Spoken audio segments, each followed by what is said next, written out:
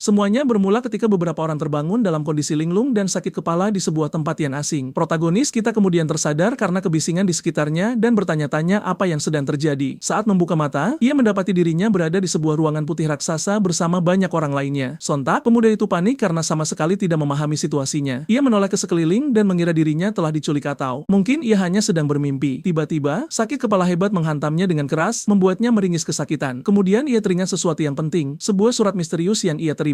Cerita pun membawa kita ke masa lalunya. Namanya Xiaolin, seorang lulusan sekolah. Sebelum mendapatkan pekerjaan tetap, ia mencari nafkah dengan menaikkan level akun di game online dan tampaknya pemuda ini sangat mahir dalam bidang tersebut, meraih banyak kemenangan. Setelah menyelesaikan pekerjaannya, ia meregangkan tubuh dengan lelah di kamarnya yang berantakan. Setelah itu, ia bersantai sejenak, menyantap makanan sambil berselancar di ponselnya. Di perangkat itu, ia melihat foto keluarga lamanya yang tampak tidak bahagia. Ayahnya sering menyebutnya tidak berguna, jadi ia memutuskan untuk hidup mandiri demi membuktikan harga dirinya. Namun pemuda itu tidak menyangka hal yang sangat aneh akan terjadi setelahnya. Seorang kurir datang membawa surat misterius 2 hari setelah ia pindah. Saat paket itu dibuka, energi gelap yang aneh mulai memancar keluar dari dalamnya. Energi yang sama itu menyelimuti dirinya sepenuhnya dan membuatnya sangat ketakutan. Surat itu adalah surat penerimaan dari Daun Akademi dan ia akan segera diteleportasikan. Setelah teleportasi terjadi, surat itu hancur, hanya menyisakan objek gelap di lantai. Kini, kembali ke masa sekarang, ia sadar bahwa surat itu memaksanya untuk datang ke tempat ini. Saat itu, sebuah suara bertanya apakah ia akhirnya telah sadar dari pingsannya. Seorang pria berpenampilan tangguh mengeluh karena pemuda itu tidak sadarkan diri selama lebih dari 3 jam. Orang-orang lain juga putus asa dan mengancam akan memanggil pihak berwenang, tetapi pria misterius itu tidak terlihat khawatir sedikitpun dengan ancaman tersebut. Sebaliknya, ia hanya mencengkeram gagang pedangnya dengan tatapan dingin. Lalu, ia melepaskan aura ungu yang kuat hingga membuat semua orang di sana ketakutan. Di bawah tekanan energi tersebut, semua orang di ruangan itu membeku karena ketakutan. Sang instruktur kemudian berteriak agar semua orang diam. Segera, ia mengeluh bahwa setiap kelompok pendatang baru selalu ada saja orang bodoh yang membuat keributan. Pria itu tampak sangat terganggu dengan situasi tersebut dan para pendatang baru yang berisik. Menatap ke arah protagonis kita, ia mengatakan akan bicara singkat karena ada seseorang yang bangun terlambat. Ia memperkenalkan diri sebagai Kun Chuan, konselor kelas 7 dari Daun Akademi. Pria itu mengatakan bahwa di sini mereka bisa mendapatkan kekuatan, kekayaan, otoritas, bahkan keabadian. Kun Chuan terdiam sejenak mengamati reaksi semua pendatang baru. Kemudian ia menyuruh semua orang mengeluarkan ID mereka untuk penilaian potensi. Setiap orang melangkah masuk ke dalam mesin yang tampak menganalisis statistik mereka seperti dalam sebuah game. Setelah beberapa saat, analisis orang pertama akhirnya selesai. Hasilnya adalah 24 poin dan sang instruktur menyebutnya sebagai pemula yang lemah. Orang berikutnya mendapatkan 32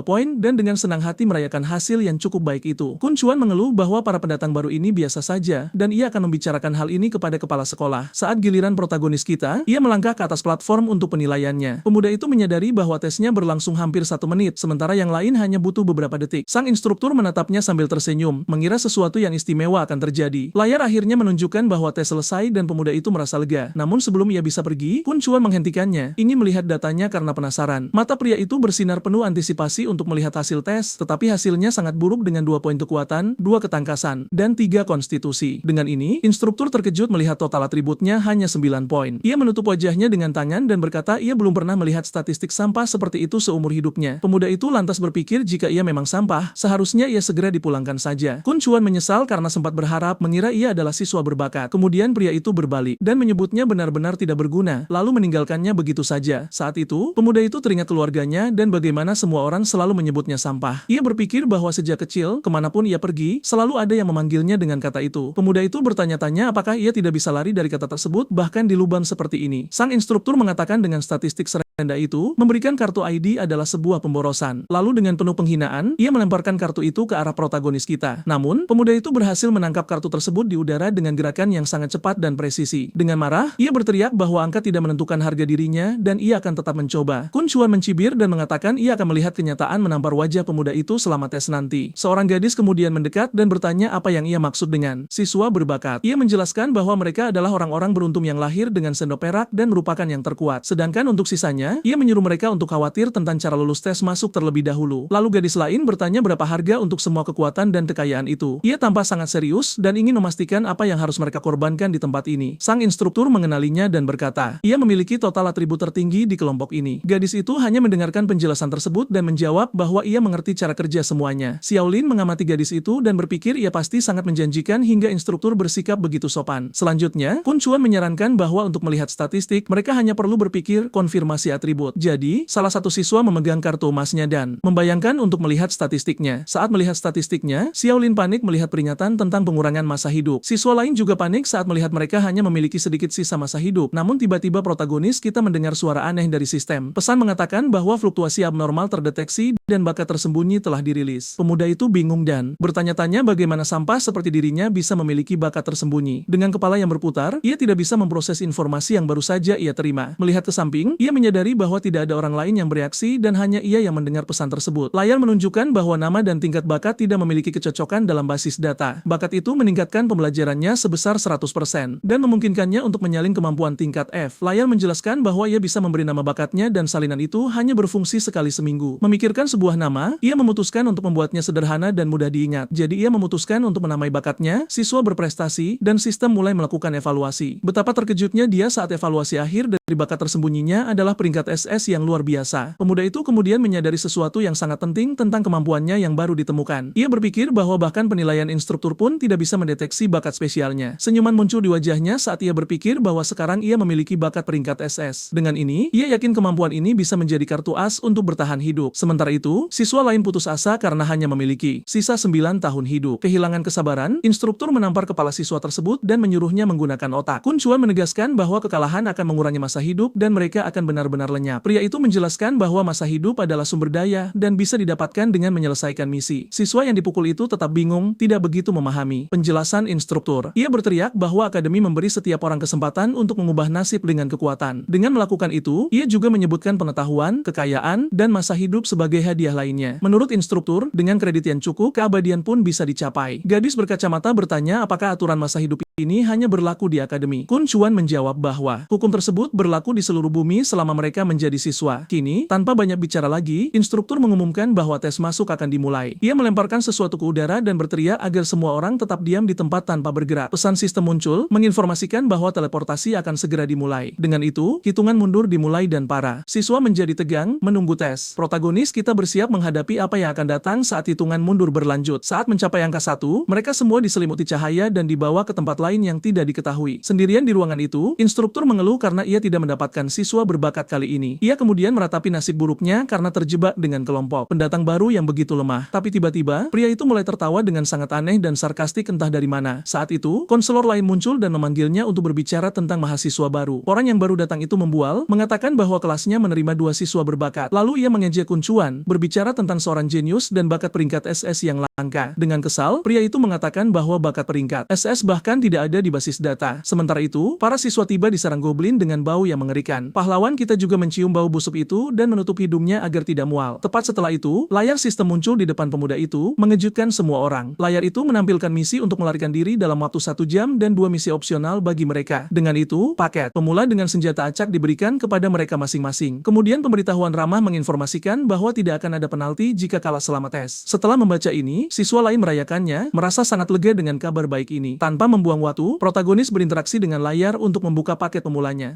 Pemuda itu menerima tongkat sihir pemula dengan kemampuan serangan sihir yang sangat dasar. Saat menerima tongkat itu, ia membuka penguasaan dan menyadari semuanya berfungsi layaknya sebuah game. Dengan tatapan percaya diri, ia mulai memikirkan strategi untuk menggunakan sistem ini. Lalu pemuda itu memutuskan untuk menguji kemampuan barunya dan memusatkan energinya di ujung tongkat. Ia memukul tanah dengan keras, melepaskan sejumlah besar kekuatan sihir sekaligus. Dengan itu, kawah besar terbentuk di tanah, menunjukkan kekuatan dari kekuatan barunya. Pemuda itu tersenyum melihat ia mendapatkan XP hanya karena menggunakan senjata, tetapi menyadari kekurangan mana. Di sini, ia teringat bakat SS-nya dan bahwa ia bisa menaikkan level keterampilan 2 kali lebih cepat. Namun, ia tiba-tiba merasakan sakit yang tajam, membuatnya menggertakkan gigi karena tidak nyaman. Protagonis merasa frustrasi saat menyadari mananya yang rendah mencegahnya menggunakan mantra secara beruntun. Siswa lain merayakan kenaikan level pedangnya dan Xiaolin berpikir untuk melakukan farming level di sana. Tapi teman sekelasnya memperingatkan bahwa waktu terbatas justru untuk mencegah mereka melakukan farming. Pahlawan kita menyadari bahwa senjata fisik akan lebih baik untuk memanfaatkan bonus kenaikan levelnya. Saat itu, gadis berkacamata mendekat dan bertanya apakah ia ingin bertukar senjata. Wanita muda itu menjelaskan bahwa mantra menggunakan mana dan kemungkinan besar terkait dengan kecerdasan. Ia kemudian mengatakan bahwa pedang itu cocok untuknya dan tongkat itu tidak terasa tepat untuknya. Pemuda itu memperkenalkan diri sebagai Xiaolin dan memastikan namanya adalah Gu Xiaoyu. Gadis itu kemudian bertanya secara langsung apakah ia setuju bertukar senjata dengannya. Sambil tersenyum, ia menyerahkan tongkat itu dan memperingatkannya bahwa ia butuh bidikan yang bagus. Saat mendapatkan senjata baru, pemuda itu merasa lebih baik dan membuka penguasaan belati. Pahlawan kita berpikir bahwa untuk lulus tes, hal yang ideal adalah mencari rekan tim. Sambil tersenyum, pemuda itu mengajaknya membentuk tim untuk tes tersebut. Tapi seorang pria bertubuh kuat muncul, ingin menjadi tim dengan gadis itu alih-alih dengannya. Pria itu membual tentang statistiknya, mengatakan semuanya di atas 10 poin. Lalu ia menyebut protagonis tidak berguna, menjamin bahwa dialah pilihan yang lebih baik. Wanita muda itu hanya mengabaikannya dan tetap diam, tidak mengatakan sepatah kata pun. Dengan penolakan ini, siswa lain mulai menertawakan wajah pria kasar itu. Ia menjadi sangat marah karena ditolak dan dipermalukan di depan semua orang. Perundung itu kemudian mengalihkan kemarahannya ke arah Xiaolin dan menatapnya dengan mengancam. Tanpa peringatan, ia mencengkeram kerah baju pemuda itu dan mengangkatnya dengan kekuatan besar. Orang itu menyebutnya sampah dan mengatakan ia tidak tahan melihat seseorang dengan statistik serendah itu. Pahlawan kita menjawab bahwa lebih baik menyimpan tenaga mereka untuk menyelesaikan misi. Dengan kesal, pria itu mengatakan ia akan menunjukkan pada pemuda itu apa itu keterampilan yang sebenarnya. Namun, pemuda itu hanya memberikan senyum sarkastik, tidak terganggu oleh ancaman tersebut. Ia kemudian memperingatkan bahwa pria kasar itu tidak akan mendapat kesempatan untuk melakukan itu sekarang. Tiba-tiba, seekor goblin muncul dari belakang pria itu, siap untuk menerkam. Monster itu menyerang secara mengejutkan dan mencakar wajah si perundung dengan cakarnya. Orang itu berteriak kesakitan dan terkejut karena tiba-tiba diserang oleh makhluk tersebut. Tanpa membuang waktu, goblin itu melompat ke arahnya lagi untuk memberikan serangan terakhir. Tapi pria itu bereaksi tepat waktu dan berhasil menebas makhluk itu dengan pedangnya. Setelah pertempuran, ia menarik napas dalam-dalam dan mengeluh bahwa ia hampir disingkirkan oleh monster. Dengan marah, pria itu menuduh pahlawan kita membiarkannya diserang dengan sengaja. Tapi tiba-tiba, ia melihat beberapa mata yang bersinar dalam kegelapan semak-semak. Dengan itu, gerombolan goblin yang marah muncul dari hutan, mengepung semua orang di sana. Ketakutan, siswa lain panik sepenuhnya dan mulai berteriak ketakutan. Kegelapan dipenuhi dengan jeritan saat monster menyerang para siswa tanpa henti. Salah satu gadis mencoba melawan, tapi berakhir dengan mudah dikepung oleh makhluk-makhluk itu. Situasi menjadi kacau, dengan beberapa siswa terluka oleh serangan goblin. Salah satu monster berhasil menyerang seorang siswa dengan cakarnya yang tajam, melukainya. Pahlawan kita memblokir serangan dan menyadari rasa sakit dari pukulan itu benar-benar nyata. Pemuda itu mencium aroma busuk monster saat seorang teman sekelas diserang oleh salah satu dari mereka. Rasa sakit dari luka-luka itu sangat intens dan Gu Xiaoyu bersiap untuk menggunakan sihirnya. Saat ia tergores, ia merasakan sentuhan cakar itu dan memastikan itu bukan mimpi. Melihat kekacauan itu, pemuda itu menyadari ia naif karena mengira ini akan seperti permainan. Seorang siswa berteriak saat melihat monster tidak menyerang mereka yang berada di dalam gua. Tapi protagonis kita menghentikan salah satu teman sekelasnya dari berlari putus asa ke tempat aman. Ia menjelaskan bahwa gua adalah tempat yang aman untuk bersembunyi untuk saat ini. Namun, layar menunjukkan bahwa perlindungan gua akan berakhir dalam 30 menit saja. Sambil memegang belati, ia berpikir bahwa ia perlu tenang dan menganalisis situasi. Pemuda itu menjadi bertekad dan memutuskan ia tidak bisa hanya berdiri dia menunggu untuk dieliminasi. Jadi ia mulai berlatih dengan belatinya tanpa henti memukul dinding gua. Dengan setiap pukulan, ia mendapatkan 2 poin pengalaman untuk penguasaan senjatanya. Ia berpikir bahwa dengan statistiknya yang rendah, ia perlu berlatih sebanyak mungkin sebelum perlindungan habis. Dengan sisa 2 menit sebelum perlindungan berakhir, kepanikan menguasai para siswa. Salah satu dari mereka mengeluh bahwa misi itu mustahil karena monster itu terlalu cepat. Sementara itu, Gu Xiaoyu tetap duduk dan tenang, diam-diam mengamati semuanya. Gadis berkacamata dengan hati-hati memperhatikan protagonis berlatih dengan belatinya. Pemuda itu sudah berkeringat dan kehabisan napas karena terlalu banyak berlatih, tetapi ia tidak berhenti memaksakan diri. Gadis itu kemudian mengatakan bahwa apa yang dilakukannya tidak berguna karena ia tidak akan menaikkan level tepat waktu. Ia terkesan dengan kecerdasannya dan betapa cepat ia menghitung semuanya. Gu Xiaoyu memastikan bahwa menurut perhitungannya, butuh 1 jam untuk mencapai level 2. Tapi sambil tersenyum, ia mengungkapkan bahwa berkat bonus siswa berprestasinya, segalanya berbeda. Kemudian ia menunjukkan bahwa ia hampir mencapai level 2 dalam penguasaan belati. Ia berterima kasih padanya atas peringatan itu dan bertanya apakah ia menemukan sesuatu saat mengamati monster. Gadis itu terkejut karena ia memperhatikan ia sedang menganalisis makhluk-makhluk itu. Pahlawan kita membuat lelucon tentang game, tetapi gadis itu menjawab bahwa ia tidak bermain video game. Ia menjelaskan bahwa goblin memiliki titik vital di jantung dan kepala untuk mengalahkan mereka. Namun, Gu Xiaoyu memotongnya dan mengatakan statistik kecerdasannya adalah 46. Kemudian gadis itu memimpin dan memintanya untuk diam sejenak. Siswa lain bingung karena ia tanpa berkonsentrasi untuk membuat rencana. Protagonis terkejut menyadari statistiknya 5 kali lipat miliknya. Wanita muda itu menyuruh semua orang mengikuti perintahnya jika mereka ingin lulus tes hidup-hidup. Ia memerintahkan pria terkuat untuk berada di garis depan untuk menarik perhatian monster. Dan bagi mereka yang memiliki senjata jarak jauh, ia menyuruh mereka membentuk tim beranggotakan 3 orang. Kemudian pemimpin kelompok baru itu berbalik dan menatap Xiaolin, menunggu jawaban. Ia mengatakan ia akan menghabisi monster yang terluka untuk menghindari konfrontasi langsung dan membantu. Dengan rencana yang sudah ditetapkan, semua orang meninggalkan gua dan bersiap untuk pertempuran besar. Pria kasar itu maju ke depan, berteriak agar goblin datang padanya. Para pemanah mengambil posisi dan membidikkan panah mereka ke arah monster yang mendekat. Makhluk-makhluk itu maju dalam gerombolan, berlari ke arah para siswa untuk menyerang. Salah satu goblin berhasil melewati garis depan dan menyerang salah satu pemanah. Tapi pahlawan kita muncul tepat waktu dan berada di depan monster itu untuk melindunginya. Dengan satu pukulan, ia mengalahkan makhluk itu dan menyelamatkan gadis itu dari serangan langsung. Gadis itu berterima kasih padanya dan ia menasihatinya untuk menyimpan energinya dan hanya menyerang untuk menghabisi mereka. Tanpa membuang waktu, pemuda itu bergegas ke goblin lain dan dengan cepat mengalahkannya. Ia kemudian memanfaatkan kesempatan dan berhasil melenyapkan monster ketiga dengan mudah. Dan tepat setelah itu, makhluk lain dikalahkan oleh protagonis kita yang terampil. Si perundung menuduh. Dia mencuri killnya dan merasa kesal dengan keberuntungan pemuda itu. Tapi Gu Xiaoyu menyadari itu bukan keberuntungan dan ia memprediksi gerakan mereka. Dengan itu, pemuda itu akhirnya berhasil menaikkan penguasaan belatinya ke level 2. Ia teringat saat ia bermain game realitas virtual selama 2 bulan penuh. Tiba-tiba, notifikasi sistem muncul di depan pahlawan berambut gelap kita. Ia adalah pendatang baru pertama yang menaikkan level keterampilan ke level 2 dan mendapatkan kemampuan gratis. Dengan ini, ia membuka serangan berat yang membutuhkan 11 kekuatan untuk digunakan. Ia senang dengan keterampilan baru tersebut dan hanya tersisa satu monster untuk menyelesaikan misi. Pemuda itu kemudian melihat goblin terakhir yang ia butuhkan untuk menyelesaikan tujuannya. Tanpa ragu, ia menyerang dan menghabisi makhluk itu, menyelesaikan misi opsional pertama. Ia merasa lega dan puas karena akhirnya menyelesaikan salah satu tugas. Tapi tiba-tiba, tubuh monster mulai menghilang menjadi partikel cahaya. Si perundung menjadi bingung dan berteriak, bertanya apa yang terjadi pada tubuh-tubuh itu. Pesan mengatakan bahwa bos akan diaktifkan karena kondisi rahasia telah terpenuhi. Kemudian, dari kedalaman hutan, muncul makhluk raksasa, Raja Goblin yang menakutkan. Monster raksasa itu keluar dari pepohonan dan menatap para siswa dengan tatapan mengancam. Dengan wajah yang menakutkan, bos itu tampak sangat terganggu dengan kehadiran mereka di sana. Makhluk itu kemudian mengeluarkan raungan kuat yang menciptakan gelombang kejut hijau besar. Salah satu gadis menutup telinganya dan mengeluh bahwa jeritan monster itu memekakan telinga. Ia takut melihat ukuran ancaman yang sekarang harus mereka hadapi. Pahlawan kita dan Gu Xiaoyu mengamati makhluk itu dan menyadari bahaya situasi tersebut. Bila kesehatan Raja Goblin muncul, menunjukkan betapa kuat dan tangguhnya ia. Bos itu menatap semua orang dengan mata yang bersinar dan bersiap untuk bertempur. Pemuda itu menyadari bahwa semua goblin lain yang lebih kecil telah lenyap begitu saja. Para siswa panik saat melihat monster itu memiliki lebih banyak kesehatan daripada mereka dan menyerah. Salah satu siswa mencoba lari dan protagonis berteriak padanya untuk tidak lari sendirian. Ia teringat karakteristik penting goblin di tempat itu. Ia berpikir bahwa bidang pandang makhluk itu sangat kecil dan terbatas. Namun, indera, penciuman dan pendengaran mereka sangat tajam dan sensitif. Telinga Raja Goblin berkedut menunjukkan bahwa ia mendengar suara siswa tersebut. Makhluk itu kemudian memusatkan seluruh perhatiannya pada siswa yang mencoba melarikan diri. Si perundung berkeringat dingin saat melihat bos itu akan menyerang anak laki-laki yang melarikan diri. Si perundung kemudian berteriak agar yang lain tidak takut dan menyerang monster. Bersama-sama, ia menyerang Raja Goblin dengan pedangnya, tetapi bos itu hanya membalas menatap. Makhluk itu bahkan tidak bergeming dari pukulan itu dan pedang pria itu hampir tidak menggores kulitnya. Bila pedang itu kemudian memantul dengan suara logam, menunjukkan serangan itu tidak berguna. Dengan itu, makhluk itu menepisnya, membuatnya berteriak kesakitan. Si perundung dikalahkan dalam satu pukulan dan tubuhnya larut menjadi partikel cahaya. Salah satu gadis panik dan berteriak agar semua orang lari karena yang terkuat telah jatuh. Siswa lain juga berteriak ketakutan saat melihat monster raksasa itu mengincar tanpa ampun. Makhluk itu mengangkat kakinya untuk menghancurkan anak laki-laki yang lumpuh. Dengan hentakan yang kuat, Raja Goblin menciptakan gelombang kejut yang membuat semua orang terbang. Salah satu siswa perempuan terlempar oleh benturan itu dan berakhir menabrak tanah dengan keras. Gadis itu ketakutan saat melihat monster mendekat untuk menghabisinya dengan tongkatnya, tetapi tiba-tiba, seberkas energi ungu menghantam dada bos itu dengan kekuatan penuh. Bila kesehatan makhluk itu hampir tidak bergerak, menunjukkan serangan itu tidak memberikan banyak kerusakan. Gu Xiaoyu merasa kesal karena melewatkan serangan itu dan tidak mengenai titik lemah. Ia berpikir ia perlu mengenai titik vital untuk memberikan kerusakan nyata pada monster itu. Menurut rencana aslinya, yang lain akan mengalihkan perhatian bos sementara ia menyerang dari jarak jauh. Ia percaya bahwa bersama-sama mereka bisa mengalahkannya, tetapi sekarang formasi itu rusak. Sendirian di depan makhluk itu, ia menyadari rencana yang disusunnya dengan hati-hati telah gagal. Wanita muda itu menyimpulkan bahwa ia terlalu optimis saat monster itu bersiap untuk menyerangnya. Namun, pahlawan kita muncul berteriak agar ia keluar dari sana dan berhenti menjadi bodoh. Dengan belati di tangannya dan matanya bersinar, pria itu menghadapi Raja Goblin tanpa rasa takut. Raja Goblin memusatkan tatapannya pada pemuda itu dengan kemarahan murni dan bersiap untuk menyerang. Ia berhasil menghindari tongkat itu dan menghentikan pukulan dengan menginjak senjata monster tersebut. Dengan tangannya di tanah, ia mengatakan ia baru saja mengamati pola serangan makhluk itu. Ia kemudian mengungkapkan bahwa bos selalu menyerang target terdekat terlebih dahulu dan secara langsung. Ia memberitahu pemanah untuk tidak panik dan menjaga jarak untuk menciptakan celah. Gadis itu sedikit gugup tentang situasi tersebut, tetapi setuju untuk mencoba mengikuti rencananya. Setelah itu, ia meminta Gu Xiaoyu untuk mencari peluang menurunkan kesehatan bos. Di sini, mereka berdua bersiap dan membidik serangan mereka dengan kekuatan penuh ke arah makhluk itu. Proyektil energi dan panah mengenai monster itu menyebabkan kerusakan yang cukup besar. Dengan bos yang teralihkan, pemanah berpikir strategi mereka mungkin benar-benar berhasil. Melihat kesuksesan mereka, pahlawan kita berteriak agar mereka terus menyerang tanpa henti. Namun, monster raksasa itu menjadi sangat marah dan mengeluarkan raungan yang sangat keras dan memekakan telinga. Makhluk itu kemudian mengatupkan kedua tangannya dan mulai memfokuskan energi ungu yang aneh. Dengan satu pukulan ke tanah, ia melepaskan gelombang kejut yang kuat membuat ia menghancurkan segala sesuatu di sekitarnya. Pemuda itu meneriakkan peringatan, tetapi pemanah terkena langsung dan akhirnya dikalahkan. Setelah serangan itu, Raja Goblin menatap kedua orang yang selamat dengan tatapan yang sangat mengintimidasi. Sekarang hanya protagonis kita dan Gu Xiaoyu yang tersisa untuk menghadapi makhluk agung tersebut. Wanita muda itu kemudian bertanya apakah mereka berdua saja masih memiliki kesempatan untuk menang. Pria itu ingin tahu berapa banyak mana yang ia miliki untuk terus menggunakan mantranya. Gadis berkacamata menjawab bahwa ia paling banyak bisa menembakkan 2 bola energi lagi. Ia mengatakan itu sudah cukup, tetapi ia mengeluh bahwa monster itu terlalu cepat untuk dipukul. Dengan senyum percaya diri, pemuda itu mengatakan jika bos itu cepat, maka ia akan membuatnya berhenti. Kemudian sistem mengumumkan bahwa kemampuan khususnya, siswa, berprestasi, telah diaktifkan. Dengan itu, ia mendeteksi kemampuan gelombang kejut yang melumpuhkan target selama 3 detik. Ia berpikir tentang bagaimana bakatnya tidak berguna, dan bagaimana semua orang menyebutnya sampah karena itu. Tapi sekarang, pria itu mengatakan ia akhirnya menemukan medan perangnya dan menyalin keterampilan tersebut. Dengan kilatan di matanya, pemuda itu menunjukkan ia akhirnya memiliki cara untuk melawan. Ia kemudian berlari menuju raksasa, monster yang akan menggunakan gelombang kejutnya. Anak itu berpikir kemampuan bos itu berbeda dari miliknya karena miliknya membutuhkan senjata. Saat itu, layar sistem muncul di depannya, mengaktifkan keterampilan salinan barunya. Ia kemudian membanting belatinya ke tanah tepat saat makhluk itu bersiap untuk menyerang. Dengan melakukan ini, ia berhasil menghentikan pukulan kuat bos itu sebelum bisa mengenainya. Raja Goblin kehilangan keseimbangan dan marah karena serangannya dihentikan. Pahlawan kita bersiap untuk melanjutkan pertarungan melawan monster hijau raksasa itu. Ia kemudian memastikan rencananya berhasil dan jalan pikirannya benar. Tapi keterampilan salinannya memiliki waktu pendinginan dan bos bersiap untuk menyerang lagi. Melihat kesempatannya, rekannya menembakkan bola energi besar dengan seluruh kekuatannya. Raja Goblin menciptakan pedang energi, tetapi terlambat untuk mempertahankan diri. Gadis itu memperingatkan bahwa ia hanya punya 1 tembakan lagi dan bertanya-tanya bagaimana ia bisa melakukan itu. Makhluk itu kemudian mengabaikan kerusakan dan mengambil batu raksasa untuk menghancurkan pemuda itu. Waktu pendinginan belum berakhir dan ia menyadari tidak bisa menghindari pukulan itu. Dengan senyum percaya diri di wajahnya, pemuda itu memutuskan ia tidak akan lari dari serangan itu. Alih-alih menghindar, ia menciptakan perisai digital untuk menahan dampak langsung batu tersebut. Rekan setimnya berteriak putus asa saat monster itu menghancurkannya dengan batu tersebut. Di tengah debu, ia bangkit, mengatakan ia baik-baik saja saat waktu pendinginan berlanjut. Bos mendekat dan ia tahu ia perlu tetap berada di dekat untuk gelombang kejutnya agar berfungsi. Anak itu menyadari ia harus berada tepat di pusat gravitasi monster agar rencana itu berhasil. Dengan sisa waktu hanya 3 detik, ia menunggu saat yang tepat untuk menggunakan keterampilannya lagi. Dengan itu, ia membanting pedangnya ke tanah dengan sekuat tenaga, berteriak agar bos segera berhenti. Keterampilannya aktif dan gelombang kejut energi ungu mengenai makhluk itu langsung. Segera, pemuda itu berteriak agar Gu Xiaoyu bersiap untuk serangan terakhirnya. Tanpa membuang waktu, gadis itu menembakkan sinar energi terakhir dan terkuatnya ke Raja Goblin. Ledakan itu menghantam tepat di kepala monster itu dan mulai larut menjadi partikel. Pesan sistem mengumumkan bahwa bos telah dikalahkan dan misi opsional selesai. Kelelahan, ia akhirnya bersantai saat rekannya datang untuk melihat apakah ia baik-baik saja. Tepat setelah itu, protagonis ambruk ke tanah, memikirkan misi zona aman yang tersisa. Rekannya menyadari ia tidak akan bisa menyelesaikan tugas terakhir tanpa bantuannya. Di tempat lain, beberapa instruktur sedang mengadakan pertemuan untuk mendiskusikan hasil tes. Seorang pria berjas merangkum hasil, melaporkan berapa banyak siswa yang ditempatkan di setiap peringkat. Ia kemudian mengungkapkan bahwa 15 mahasiswa baru mencapai evaluasi peringkat S, membuat yang lain terkejut. Salah satu instruktur menjelaskan bahwa untuk mendapatkan skor itu, Anda harus menyelesaikan ketiga misi. Di sini, salah satu dari mereka membual bahwa kelasnya memiliki 2 siswa berbakat, sementara yang lain memiliki 2 siswa peringkat B. Menteri memastikan ini adalah kelompok mahasiswa baru terbaik yang pernah dilihat akademi dalam 10 tahun terakhir. Sementara itu, instruktur untuk kelas 7 meratapi tidak menerima siswa berbakat. Kepala mendekat dan mengatakan bahwa kelasnya tidak mencapai zona aman, tetapi memecahkan 2 rekor. Ia menjelaskan bahwa rekor pertama adalah kelas yang memiliki 2 siswa non berbakat dengan evaluasi peringkat NS. Menteri melanjutkan, mengatakan rekor kedua adalah memecahkan statistik kecerdasan tertinggi untuk seorang mahasiswa baru. Dan pada saat yang sama, salah satu dari kelasnya juga memecahkan rekor statistik terendah dalam sejarah. Ia mengungkapkan bahwa 2 rekor yang berlawanan ini berasal dari siswa yang sama dan ini telah menarik perhatian direktur. Sementara itu, kembali ke para siswa, tes berakhir dan semua orang diteleportasi kembali ke ruangan. Layar menunjukkan bahwa ia menyelesaikan ketiga misi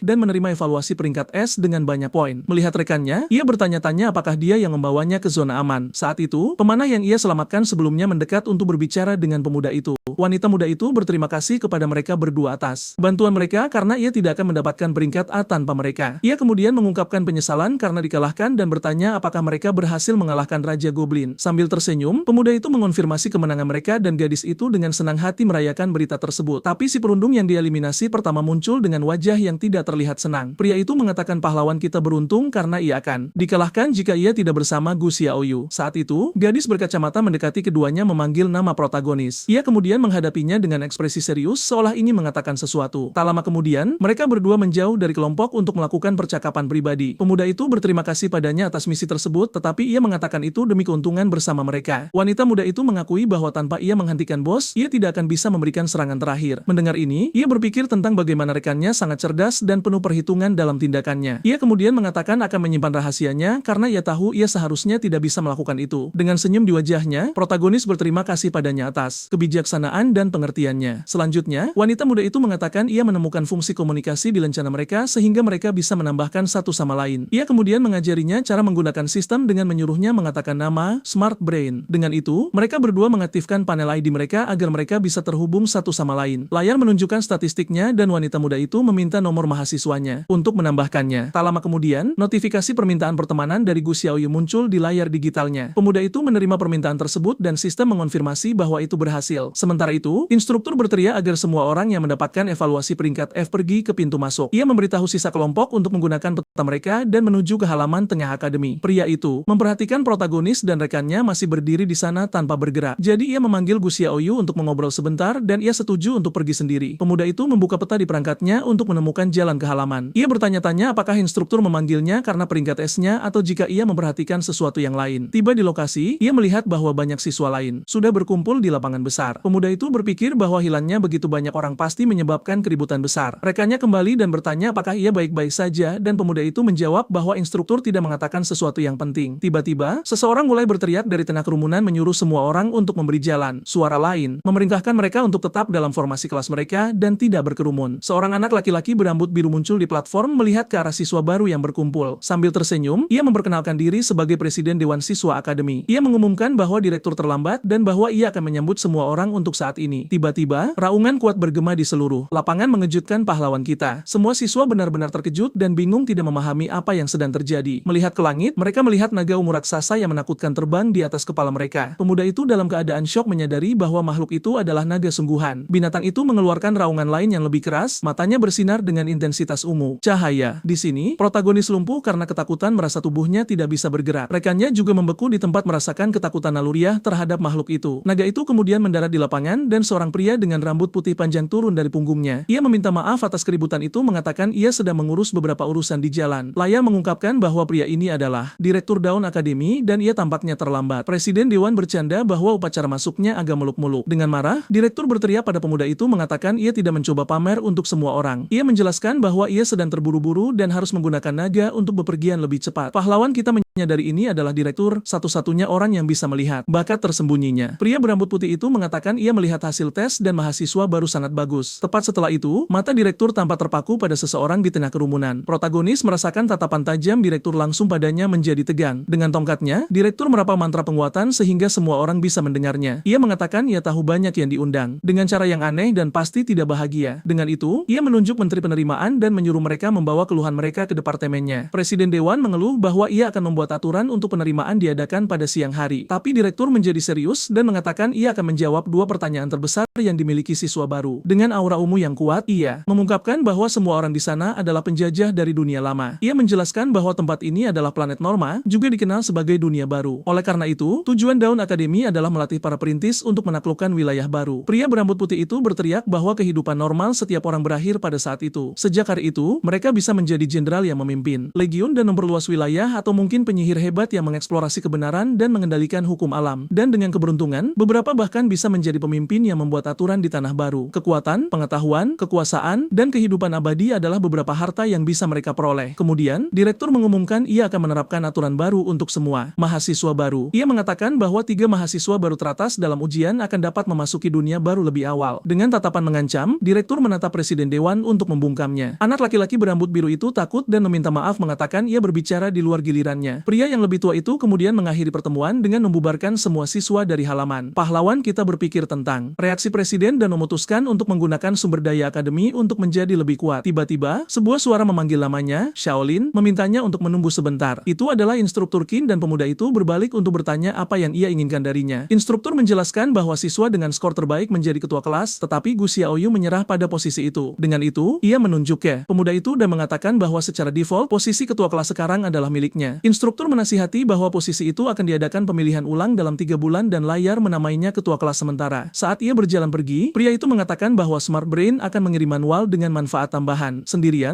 pemuda itu bertanya-tanya hak istimewa apa yang instruktur bicarakan. Beberapa waktu kemudian, ia akhirnya tiba di gedung asrama untuk menemukan kamarnya. Di meja resepsionis, seorang wanita muda menjelaskan bahwa pintu dikunci pukul 7 malam dan tetap keluar larut malam akan memakan biayanya kredit. Tiba-tiba, resepsionis tampak menyadari sesuatu dan mendapatkan tatapan penasaran di wajahnya. Ia menjadi bersemangat melihat ia adalah ketua kelas. Tapi, pemuda itu mengatakan ia dipaksa mengambil posisi itu. Kakak kelas menariknya untuk mendapatkan persediaannya dan ia merasa perubahan sikapnya aneh. Wanita muda itu kemudian menyerahkan seragam sekolah kepadanya dan menjelaskan bahwa hijau untuk mahasiswa baru akademi. Ia menunjukkan kamar eksklusifnya dan mengungkapkan bahwa mahasiswa baru lainnya berada di kamar ganda.